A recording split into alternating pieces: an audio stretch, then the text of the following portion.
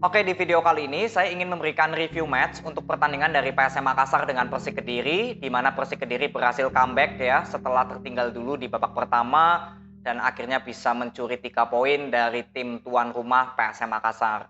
Tapi di video kali ini, sesuai dari video yang saya sudah buat di preview ya di sebelum pertandingan ini, ya saya nggak akan membahas hasil akhir dari kedua tim. Ya, jadi yang belum nonton video preview, saya sarankan untuk nonton dulu. Ya, karena ini sangat berkesinambungan sekali. Ya, untuk PSM Makassar yang saya ingin lihat adalah di sektor tengah. Ya, karena kalau berbicara dari skema permainan, saya bilang PSM Makassar sudah terbentuk skema permainannya dari pertandingan-pertandingan sebelumnya. Dan untuk Persik Kediri yang saya ingin lihat di pertandingan kali ini adalah di skema permainannya. Baru kita bisa menilai perform pemain-pemain Persik Kediri. Ya, ini inti dari video preview kemarin. Lalu bagaimana secara 90 menit kita melihat pertandingan kedua tim? Di babak pertama, PSM Makassar memang bisa mengambil alih permainan. Ya, Persik Kediri selama 45 menit babak pertama itu hanya ada satu peluang emas, hanya dari penaltinya Jevinho yang gagal dieksekusi menjadi gol. Sisanya hampir nggak terlihat lagi peluang-peluang yang tercipta dari para pemain Persik Kediri. Artinya, ya jelas PSM Makassar bisa bermain cukup efektif. Pressing-pressingnya cukup bagus. Ya, penampilan Kenzo yang berapa kali menjadi sorotan utama saya justru bisa bermain lebih baik lagi. Ya, terlihat gerakan tanpa bola untuk mencari positioning membantu serangan. Kenzo ini sudah terlihat cukup bagus di babak pertama. Ini yang saya harapkan dari sektor tengah PSM Makassar, makanya kreativitas serangan dari tengah dan sayap terlihat maksimal. Ya, PSM Makassar terbukti juga banyak sekali menciptakan peluang di babak pertama. Tapi sayangnya peluang-peluang yang banyak tercipta itu hampir semuanya off target. Ya, nggak ada yang lebih persentasenya tinggi untuk menjadi gol. Ini yang disayangkan sebetulnya. Ya, dan Persik Kediri untuk masalah skema permainan memang nggak terlihat berjalan sama sekali sistemnya. Ini juga saya lihat dari line up pemain-pemain yang diturunkan. Pak Habol nggak bisa memberikan kreativitas di sektor tengah. Bayu Oto cenderung lebih bertahan dengan Rohichan. Jadi ketika membangun serangan, ya memang lebih banyak mengandalkan passing-passing long ball. Ya, penalti yang tercipta dari PSM Makassar itu juga ada kesalahan dari kontrol bolanya Flavio. Ya, jadi kontrol bola Flavio yang ingin melakukan counter attack justru nggak maksimal, bisa diambil oleh Erwin kalau nggak salah. Ya, Erwin Kutawa langsung berikan passing ke Sayuri dan di situ Sayuri dilanggar di kotak penalti. Ya, dan di sini akhirnya PSM Makassar bisa unggul 1-0. Jadi kesimpulan saya di babak pertama, bagaimana lini tengah PSM Makassar hidup, kreativitas terlihat cukup bagus, penampilan Kenzo juga terlihat cukup baik untuk mencari positioning gerakan tanpa bolanya, dan terbukti juga PSM Makassar lebih banyak menciptakan peluang, tapi sayang sekali justru hanya bisa menciptakan gol melalui penalti. Ya, penampilan Ricky Pratama juga nggak terlalu maksimal di pertandingan kali ini.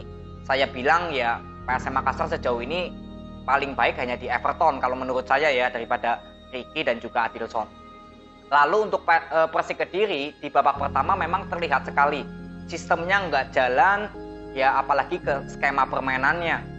Ya, karena kalau yang saya lihat dari komposisi pemain dan juga formasi ya sangat berpengaruh. Karena di babak kedua ya di sini Persik Kediri merubah formasinya. Dan sebetulnya untuk PSM Makassar kan tinggal melanjutkan konsistensinya aja. Karena di babak pertama sudah bermain efektif, sudah bisa mengambil alih. Makanya di sini Tetan dimasukkan menggantikan Syafruddin Tahar. Yang saya bisa ambil ya menurut saya, karena Tavares ingin memaksimalkan lagi peluang-peluang yang tercipta di babak pertama, lebih banyak bisa menciptakan gol. Inilah menurut saya ya kenapa Syafruddin Tahar diganti oleh Tetan. Lalu untuk Persik Kediri justru menurut saya keputusan Rospide mengganti formasi 3-5-2, Jevinho dengan Flavio di depan, ini menurut saya cukup keputusan yang krusial juga. Menurut saya cukup berani Rospide mengambil formasi seperti ini, di mana Faris Aditama bermain di sektor kiri, Yusuf digeser ke kanan, Pava masuk berduet dengan Hamra dan Anderson, dan Bayu Oto dibalikan lagi sebagai gelandang serang. Ya, bersama dengan Fitra Ridwan yang lebih box to box. Jadi Rohichan tetap di gelandang bertahan. Dan saya bilang memang posisi terbaik dari Bayu Otto ya di gelandang serang. Mungkin kalau Renan Silva nggak main, ya Bayu Otto akan lebih didorong ke gelandang serang. Karena terlihat di babak kedua bisa hidup kreativitasnya. Bagaimana passing-passing pendek, lalu ada berapa kali momen terlihat ya seperti tiki taka gitu ya. Berapa kali sentuhan permainan Persik Kediri bisa berjalan. Artinya kreativitas sudah mulai hidup. Sistemnya berjalan. Ya, ini yang saya perlu acuki jempol untuk Rospide. Kenapa? Karena dari pelatih-pelatih sebelumnya, ya saya lihat hanya di Rospide berani untuk menerapkan formasi 3-5-2. Dan itu terbukti sistemnya berjalan. Bukan hanya sebarang mengganti formasi ya, tapi jelas di sini udah mengganti formasi, sistemnya jalan. Dan berhasil comeback dari golnya Bayu Otto dan Jevino. Dan justru PSM Makassar yang harusnya bisa bermain konsisten di babak pertama itu sudah nggak terlihat lagi di babak kedua. Kenapa? Ya karena penampilan Kenzo. Ya saya selalu memberikan kritik kepada Kenzo karena penampilannya nggak konsisten. Di babak kedua justru seperti tampak kebingungan ketika PSM Makassar membuild up serangan. Belum digantinya M. Arfan dengan Bangsawan. Tambah nggak jalan lagi sektor tengah dari PSM Makassar. Adilson bermain menggantikan Ricky Pratama, itu pun juga nggak mengubah apapun. Peluang-peluang yang tercipta dari Adilson juga murni dari skill individunya, bukan dari kreativitas serangan. Makanya saya bilang, ya Everton masih lebih baik daripada striker lainnya di PSM Makassar. Karena menciptakan golnya Everton kalau main, itu bisa memberikan kreativitas untuk pemain-pemain lainnya PSM Makassar menciptakan peluang. Kalau Adilson lebih ke individu. Ini yang saya lihat ya menurut gambaran saya. Jadi terlihat jelas seperti PSM Makassar tidak ada pemain yang bisa mengambil tempo lagi, mengambil ritme permainan. Hanya mengandalkan Pluim. Sedangkan Pluim di sini ya berapa kali dikawal oleh Adi Eko yang bermain di babak kedua atau Rohichan.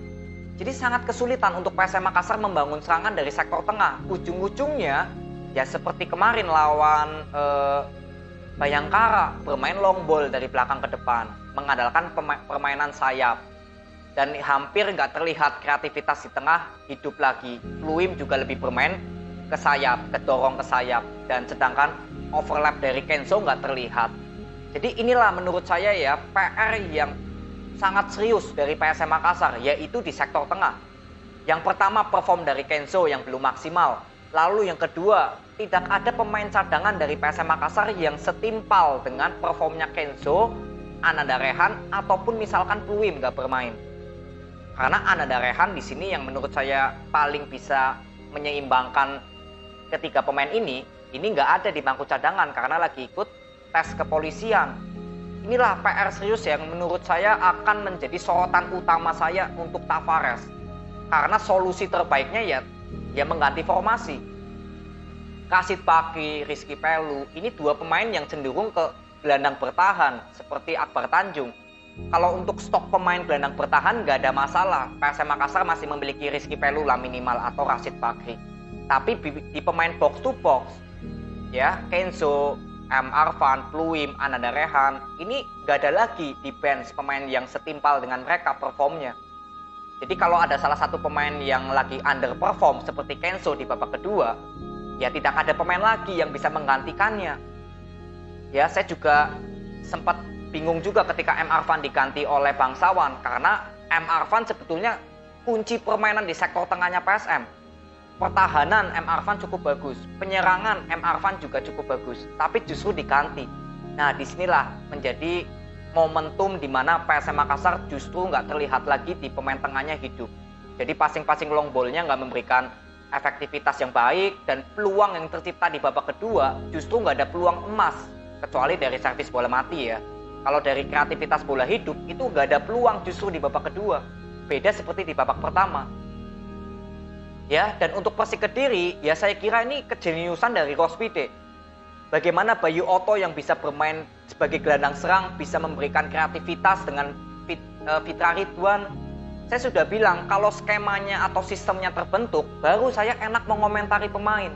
Dan penampilan Bayu Otto menurut saya cukup bagus menjadi gelandang serang, pengatur ritme permainan. Sangat terlihat kompak dengan Fitra Ridwan. Gak lama untuk membawa bola.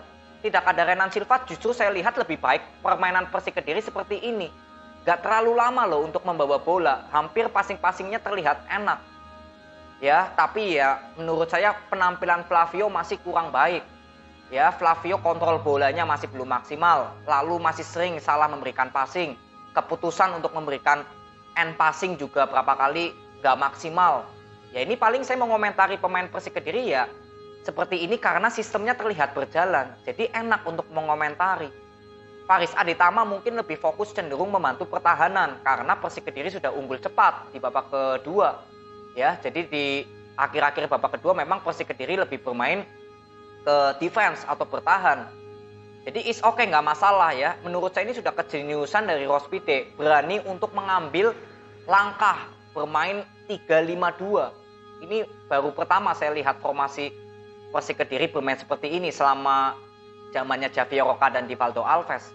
Ini keberanian yang cukup bagus dari Rospite dan tentunya saya angkat topi untuk Rospite.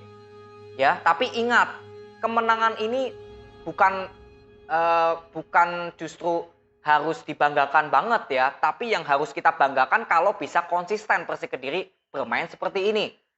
Ya, artinya kita juga harus kawal untuk Persik Kediri ke depannya akan seperti apa lawan Bali United, lawan Persis Solo.